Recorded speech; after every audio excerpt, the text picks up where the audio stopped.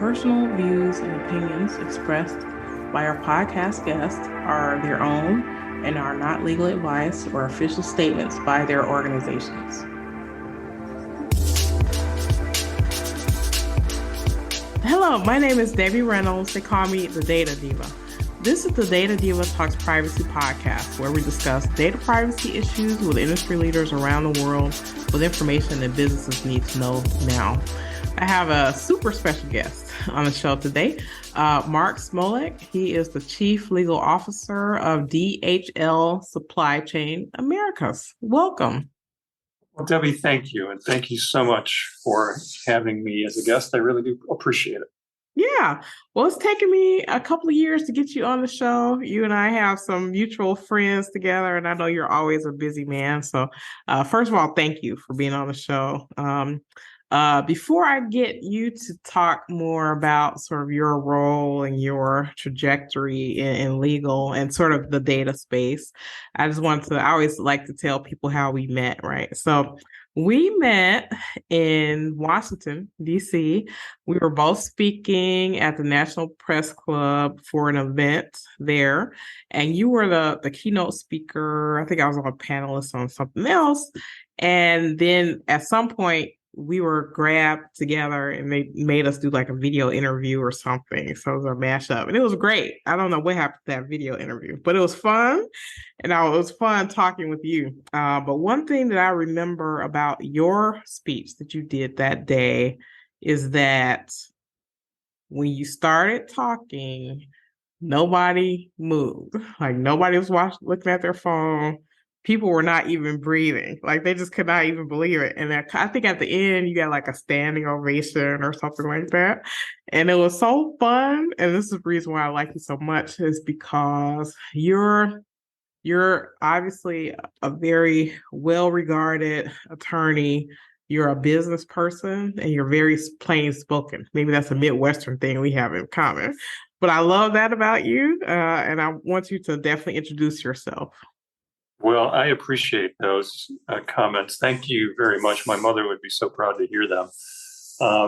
But candidly, you're right. There's probably a lot of Midwestern values, and especially when you go to a venue like Washington before something like the press club, you're standing up in front of people that you're looking at and you're wondering, how in the world did I get the opportunity to even stand in front of some of these people who I revere, given what they've accomplished, not just professionally, but personally as well.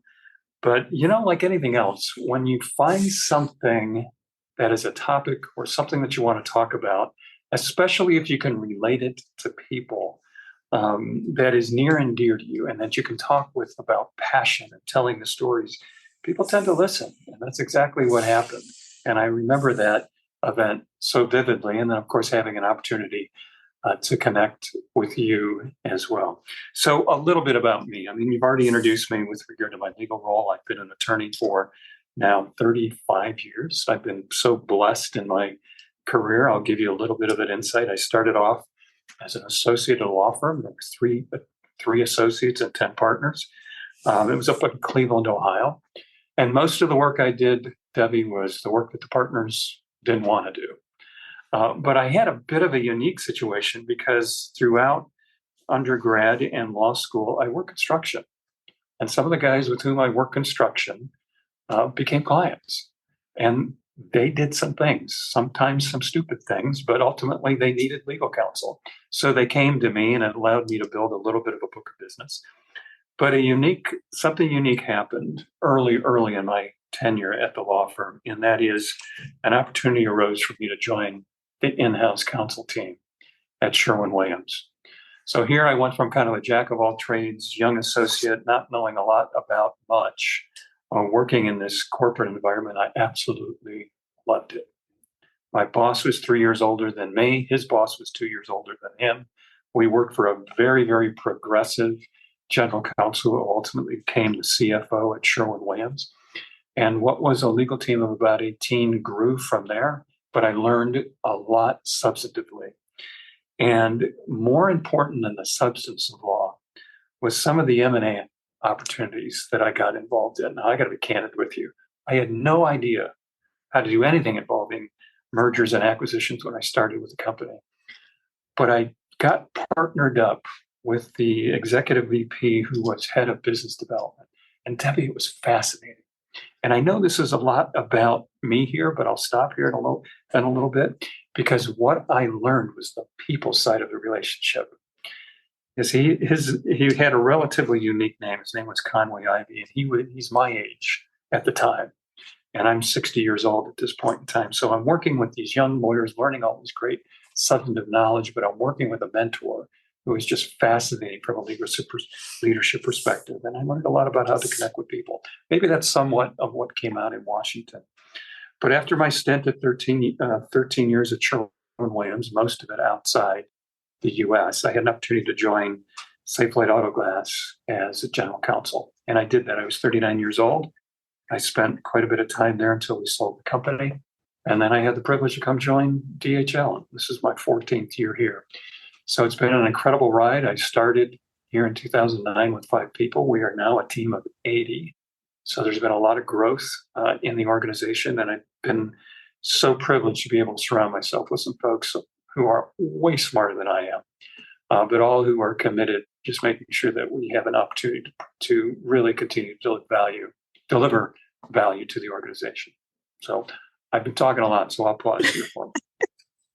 Well, that's a tremendous backstory. I didn't know all that. That's amazing. I want to talk a little bit about data and how that sort of plays in your role. So, now I guess with the proliferation of technology, maybe I'm dating myself, but I remember my first jobs, like email didn't exist. You had to write memos about important things or whatever. But now it's email, it's all this electronic communication. How does that either make your job easier or complicate your role?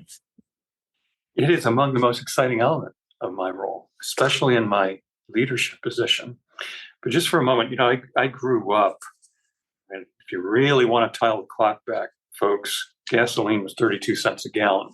But I can remember a lot of the business stories that I would learn as a teenager, where oil was referred to as liquid gold, and it still is in some capacity, right? I mean, everything around the world is based on energy. But now, data, these things that exist in space, things that are somewhere in these computers, data is the new gold. And when I look at it from a perspective of just our business at DHL, I mean, we live and die by data. What does the operational data tell us with regard to the efficiency of any one of our warehouses or our delivery? But when I look at the legal departments, and I can particularly talk about this in the context of being the former chair of the ACC Law Department Management Network, where I had access to a lot of different law departments.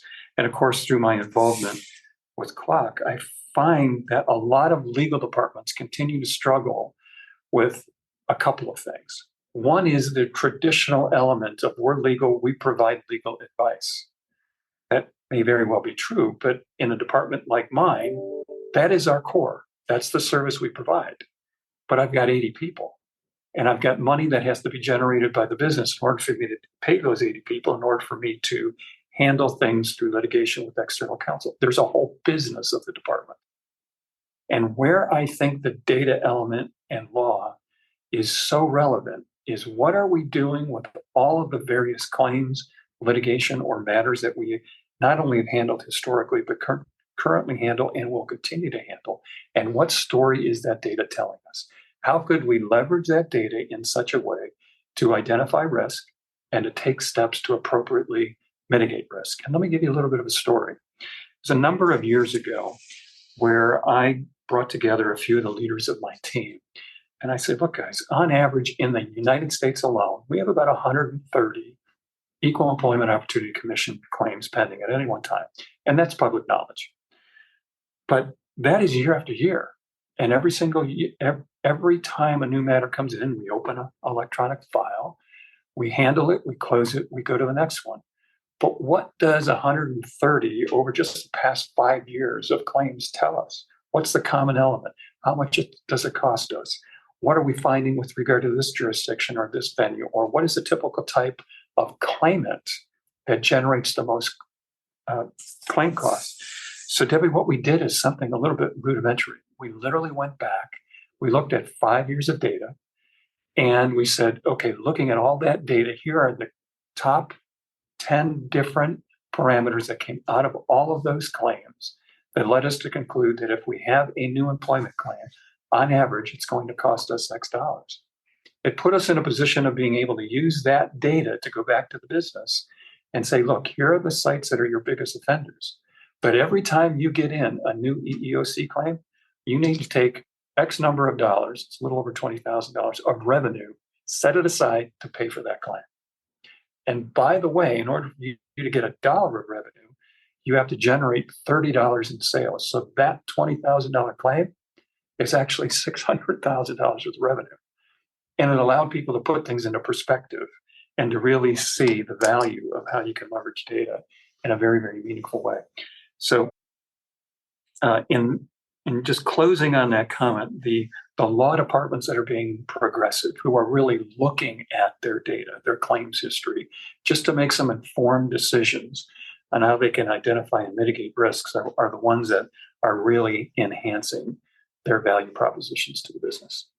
Yeah, that's a great story. That's a great story. I love to hear people who are using data in the right ways. I had an author on my podcast recently. He said a very profound thing. Truth before, what do you say? Truth before insight. I think that was his thing. So it's like you have to get the real data, the real accurate data before you can actually get an insight. So being able to collect that is very important. It's true. Yeah, especially as we try to leverage artificial intelligence to do legal work. And boy, we're still in the infancy there. But you can make every assumption, every presumption based on your experience of typically saying, for example, I've handled 100 of those claims and I predict it's going to come out X, Y, and Z. Well, okay, it's kind of based on your experience, but what does the data actually tell you? And that's something that we continue to refine here at DHL. Yeah, wonderful.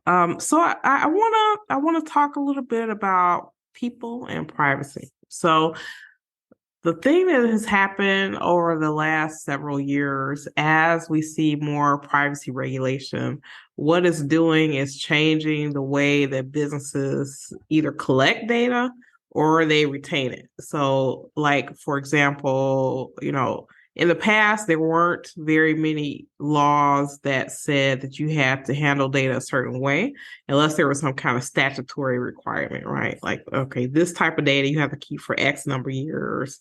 If things didn't fall into those buckets, it was kind of like a free for all. So now we're seeing these privacy laws come in and saying, hey, organizations, you can only keep your data, certain data, as long as you have a purpose for it. So tell me a little bit about that.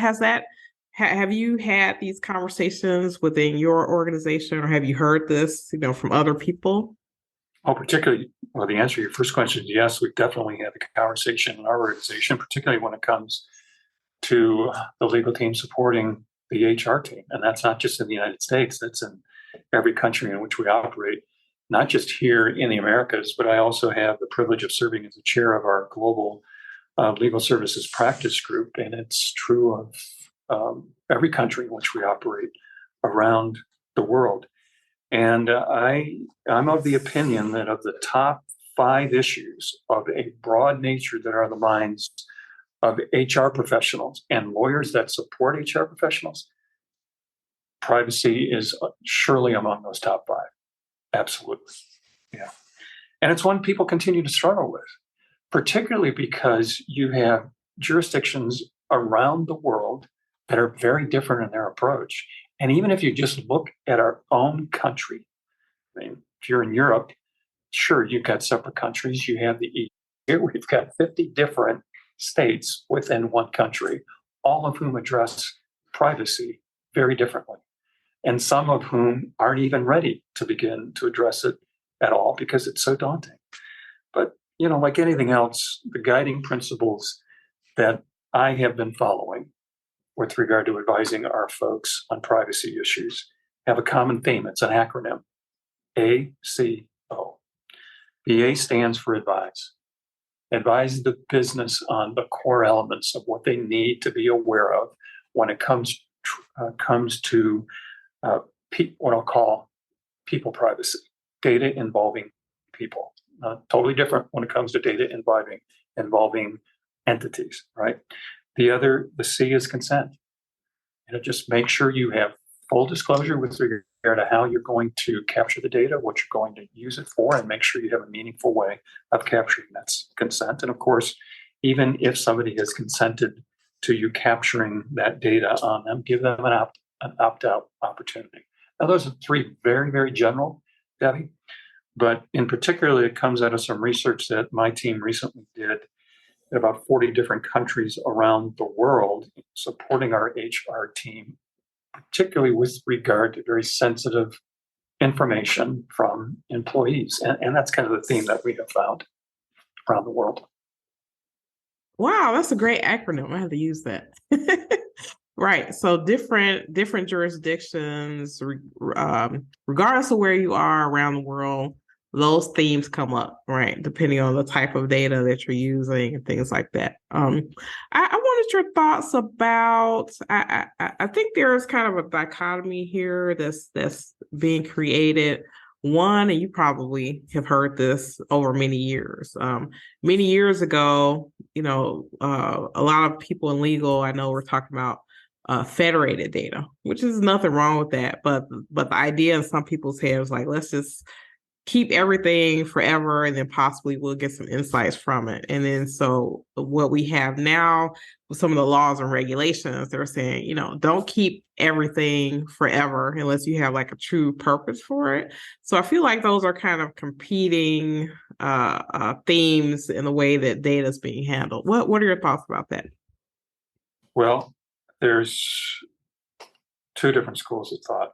For one, in my role at DHL, of course, I wear a legal hat, but I also wear a business hat. I happen to sit on the board of directors as well.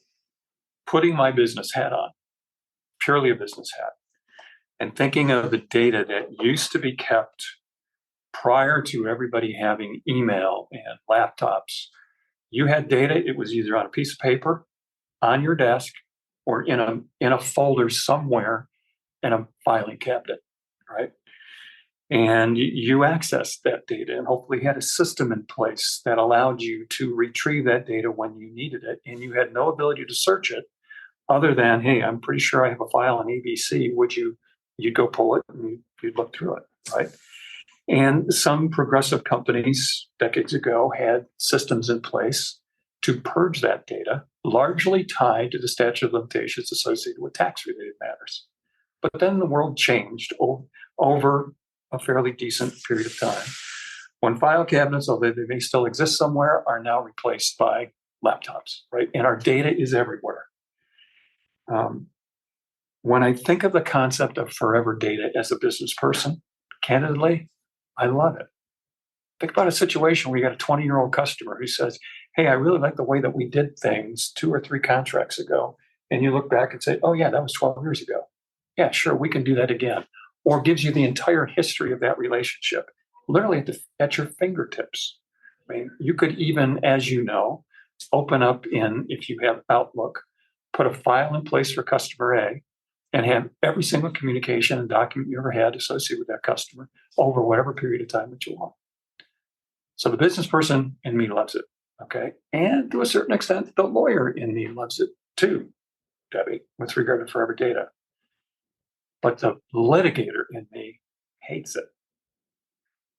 I can remember, and time has slipped by, but it probably was 20 years ago when Microsoft was embroiled in some god-awful antitrust litigation. And some email popped up that was kind of like the end-all to be-all for them. And I don't know enough to speak intelligently about it. So I'm recalling what I remember from headlines. But, that situation where, okay, that email that you never wanted anybody to discover is discoverable.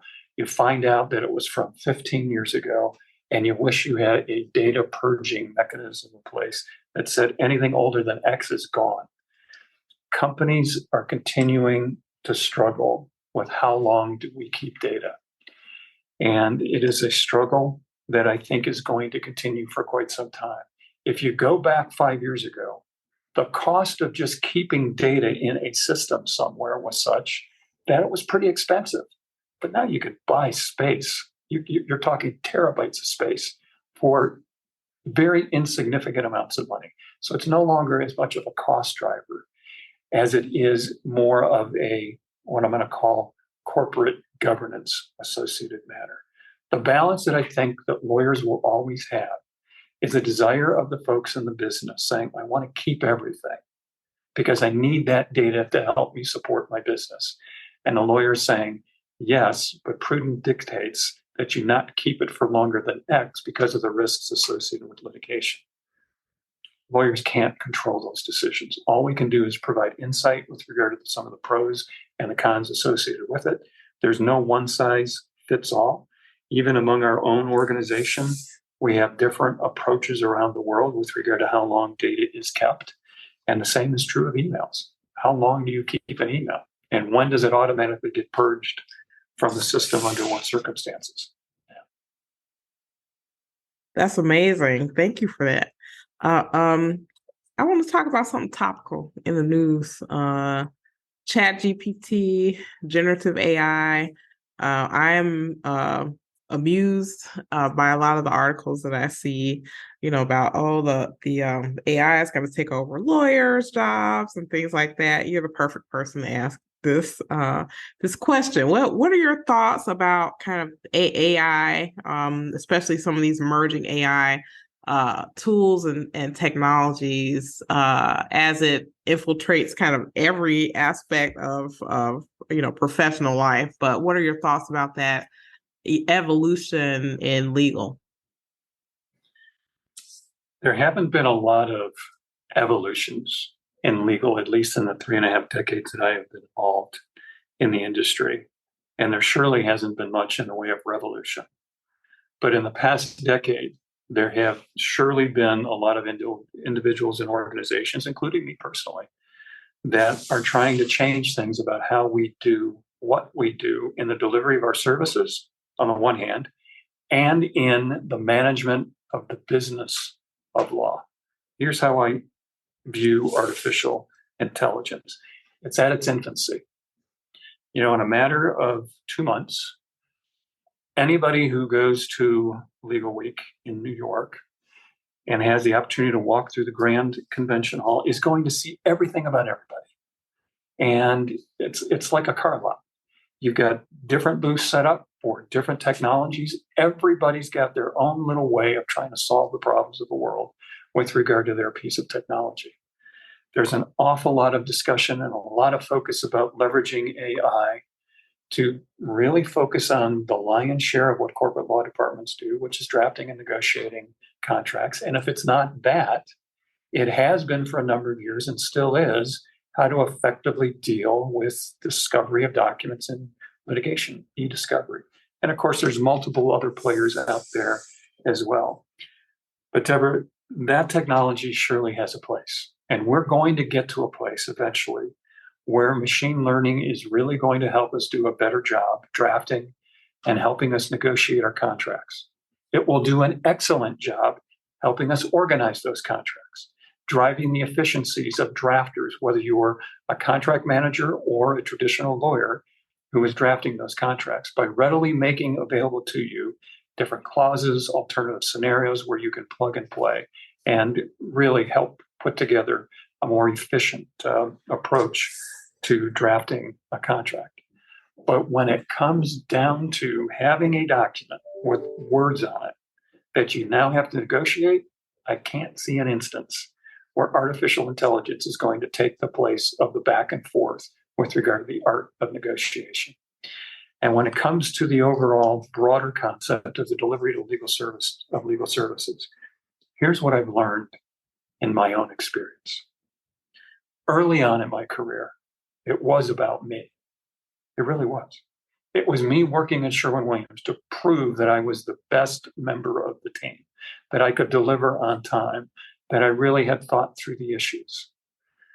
But the older I got, and the more I got into management, the more I got into into leadership, the more I realized that might be the case at that phase of your career, but ultimately it's about the we, not the me.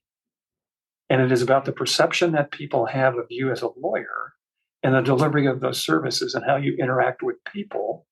That is really what is driving the reputation of the law department. Debbie, my folks in the business never ask, what technology are you using?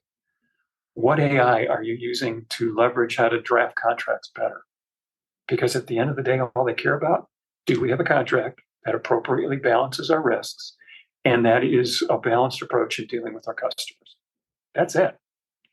So however I leverage technology, it's up to me, but it's not on the top of the mind of the business. And because of that, it's not just in my experience, it's from what I've heard from others, it's tough to go into anybody, whether it's a finance person, if it's your CFO or your CEO, your president, say, hey, I need $100,000 for a new piece of technology. And they look at you and say, okay, but would you rather have an FTE as a paralegal or would you rather have that technology? Chances are I probably took the paralegal because I need the bodies in that regard. But it's tough to prove the ROI of technology in legal. And a lot of times when I hear people trying to justify their technology, I rarely hear what the ROI argument is. I hear about the efficiencies. I hear about, hey, this will help you draft your contract clauses quicker, or this is a new way of doing your e-discovery, but I don't hear the ROI piece at all. Yeah.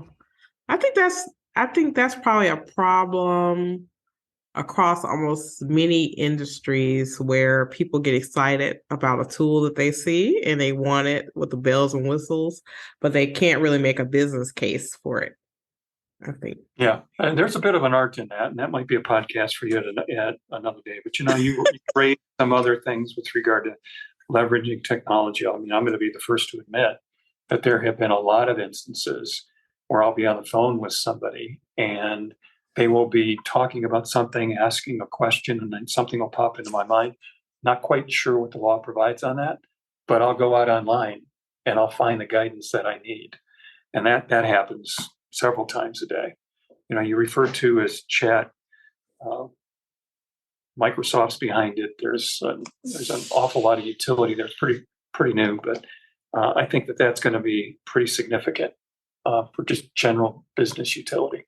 Yeah, I think it will be too. I know that a lot of writers that are putting things in, blogs and newspapers, they want to get eyeballs on stories. So they come up with these kind of frightening, headlines like, oh, the AI is going to replace lawyers. I don't think that's the idea. I've always said I'm not, I don't think there is such a thing as an evil robot that's going to sort of take over lawyering and lawyer work because AI can't be human. And I think there are things that and you learn over time as a human that a technology can never know in the same way. Also, I do think that this will be a having these types of AI tools to be able to help with organization of information, especially kind of those lower level tasks that are very time consuming. I think those will definitely help. But I think focusing on the way that we can these tools are out there, focusing on the best way that we can be able to leverage it within our organizations, I think is fine as long as we know that the human is in the driver's seat.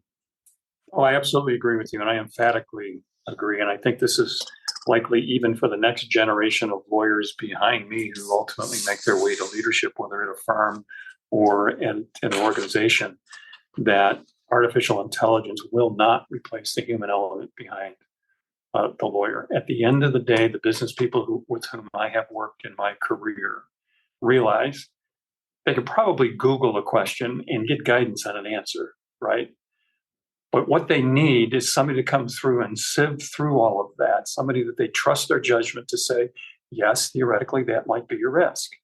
But looking at all the operational disciplines that we have in place, looking at our history, looking at the current regulatory environment applicable to that issue, I don't see much of a risk.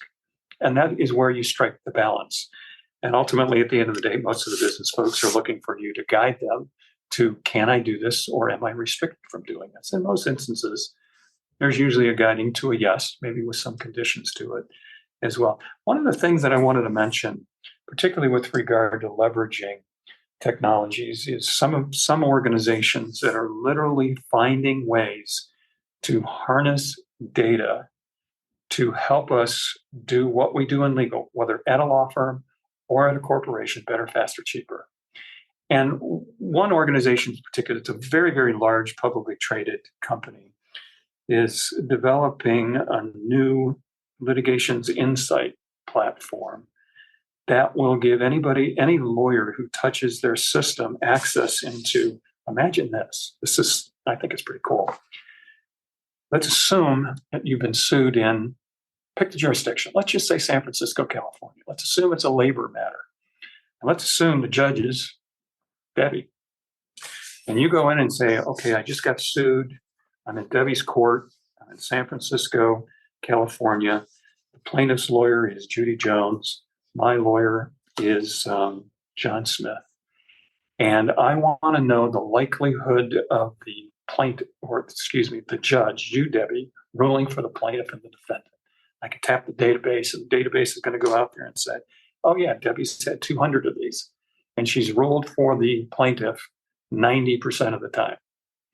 And then I say, okay, well, I want to see the track record of the plaintiff's lawyer and how often have they succeeded in that court on these issues. It'll tell you that. And it'll tell you the success rate of your lawyer as a defense lawyer. And if you want to, you can put in the names of other lawyers to represent you and see who might have a better track record. But it'll tell you the closest thing to a crystal ball of the likelihood of success without you spending any money on this to really incur any defense costs. Maybe the issues are such that you decide, nope, I'm going to settle this right out, or I'm going to fight it. But my point is that there are some, we call them ALSPs, right? Alternative legal service providers, who are finding creative ways to harness data to help us in the legal side of things, whether it's the business side or just the substantive practice side, to do things better, faster, cheaper, in a way that we never would have been able to do so even just a few years ago. Yeah, I think you and I have chatted about this one actually. Right. So this is, to me, this type of application of technology is actually the way you should be using technology. Because I think about technology as it helping you do the heavy lifting, as opposed to having people turn hours trying to make these insights, trying to do things over and over, being able to gather this stuff in a way that gives you the insight or give you an idea of kind of which way to go, helps you do that data analysis without a lot of time and effort on your part. That's just the perfect way to use technology. No, absolutely. Yeah, absolutely. Yeah. What is happening in the world that's concerning you now about privacy? Like maybe a lack of federal regulation, certain technologies that are creeping up, doing things. What are your thoughts about that? The biggest concern that I have right now is the fickleness of our U.S. government. And it's a more broader response, Debbie, than just with regard to data. You have an administration for 8 years. They have one way of doing things. The new administration comes in and says, oh, no. That's all wrong. They're going to do their thing. And then somebody new comes in, and before you know it, you're looking at it, and just looking at it from a business perspective, you're like, hey guys, I know none of you like each other, and you all have your own political agendas, but you have to remember that there are individuals and people that are supporting you that need guidance on a somewhat consistent basis as to how to deal with things. So, when you're dealing even with governments who decide that a prior administration's perspective on data or privacy or their priorities are so radically different than the other one, that you look at it and say, can you please just give us consistent guidance on what we need to do? And when you have any administration, even in the past, heck, you can look at it and say 24 years, where there has been so much radical change, it's very, very hard to predict with any level of certainty on some of the most sensitive issues with regard to data privacy, for example, that you can then implement on any broad basis, particularly in a company the size of DHL. So that is of concern. Two other more broader concerns of mine is, one, China really needs to find a way to address its internal COVID-19 issue. It's been struggling for years. Let's close the border, not close the border. They continue to have resurgence, but China is such a large part of the global economy that until things settle down there a bit, it's hard for the global economy to begin to settle down. So that is obviously driving a lot of uncertainty. The other, of course, without getting into the politics behind it, is the war in Europe. No more comment than that. That remains a concern. But of course, the uncertainty with regard to what is going on in the global economy. There are so many radically changed political positions now than there were just globally 3-4 years ago, that it's a shock to the global economy. DHL moves about 7%, sometimes even more than that, of the world's commerce every single day. So we've got our finger pretty close to the pulse of what's going on in the global economy. And it's very, very difficult, when you're dealing with fuel prices that are $1 more a gallon or $2 more a gallon, especially when you look at the hundreds and hundreds of millions of gallons of fuel that are used every single year. We use a lot. We've got almost 500 airplanes flying around the world every single day, and trucks and ships and what have you around the world. And you put another dollar on a balance sheet where you're burning the equivalent of tens of millions of gallons of fuel a year. It's expensive. Now that's on a big scale. Imagine the one-person trucking company or the salesperson just driving around town, and they're incurring additional costs. So obviously the inflation is top of mind for a lot of people, but the China situation, the war in Europe, and the uncertainty with regard to the response of how we're going to get our handle around inflation is paramount concern of mine. Yeah, those are all good. Thank you for mentioning those. I think part of the message, uncertainty is always a problem, absolutely. But I think the way that business operates now, it isn't in a vacuum. So there's definitely more global tentacles on everything, right? So you can't can't shut your eyes, be like, oh, I'm gonna ignore what's happening in Russia. I'm gonna ignore what's happening in China and just do my business. And we're seeing more of that connectedness and those impacts. So I'm glad that you brought that up. Mm-hmm. Yeah, very much so. Yep. Excellent. Well, if it were the world according to you, Mark, and we did everything you said, what would be your wish for, data, privacy, legal, anything in the world, whether it be law, technology, human things? What are your thoughts?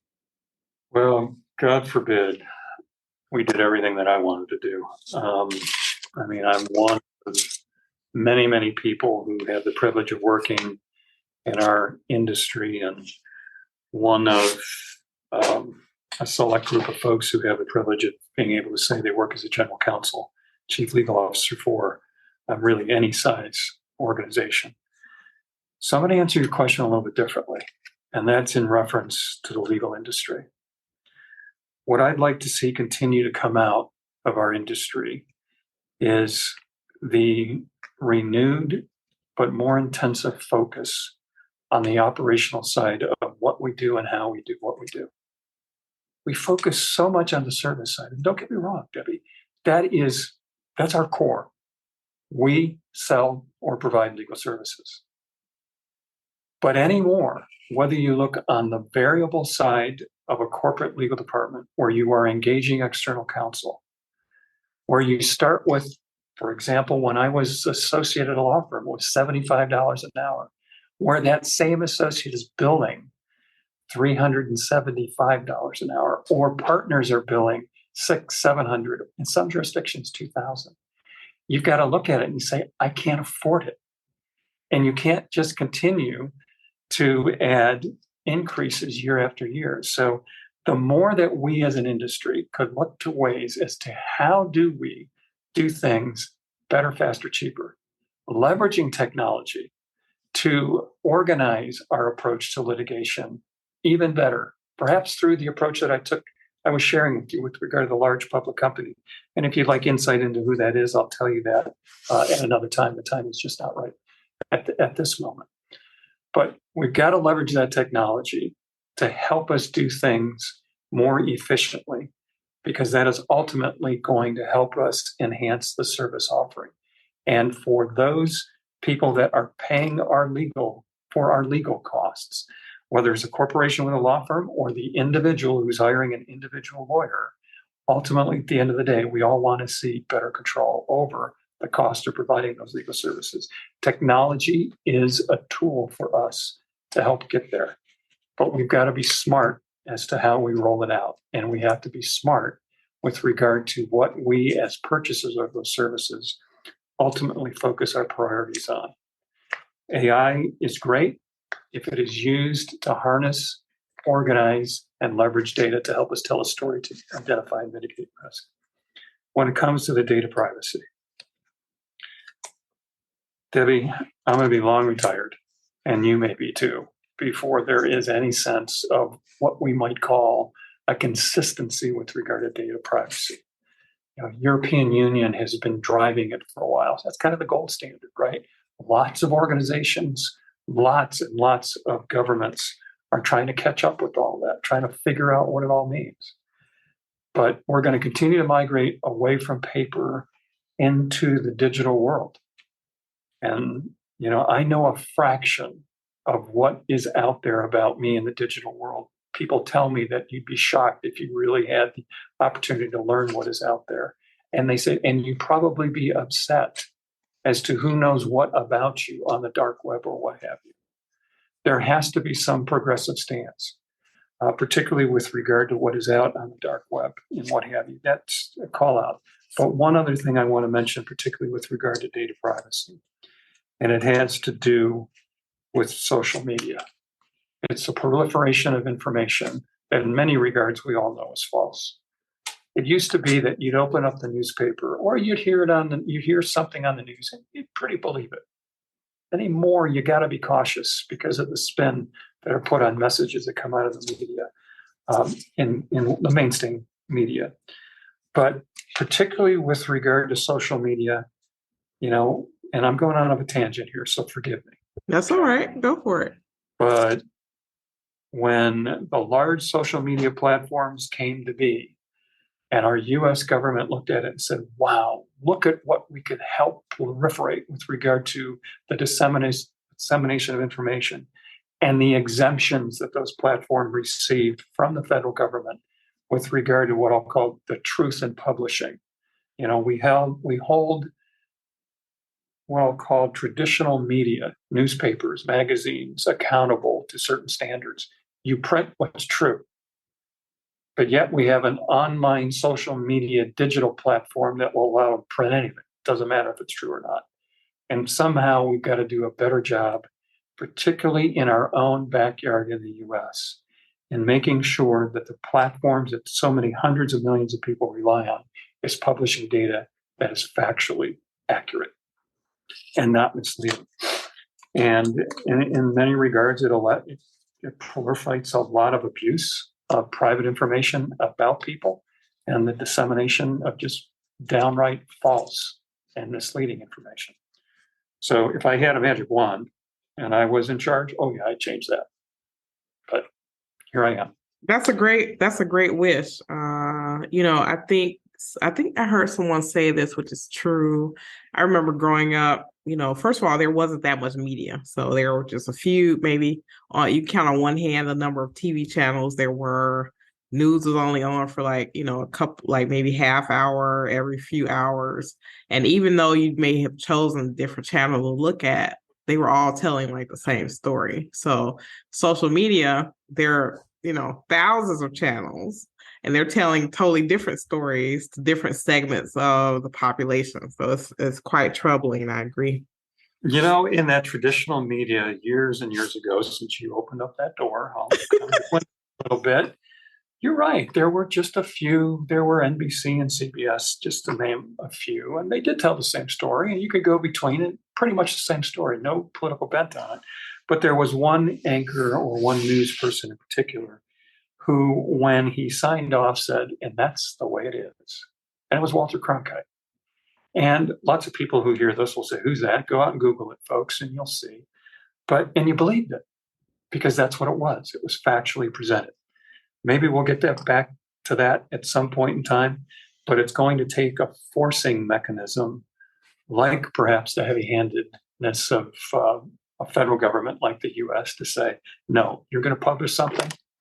You got to verify that it's accurate before you publish it. It'll only go worse if we don't.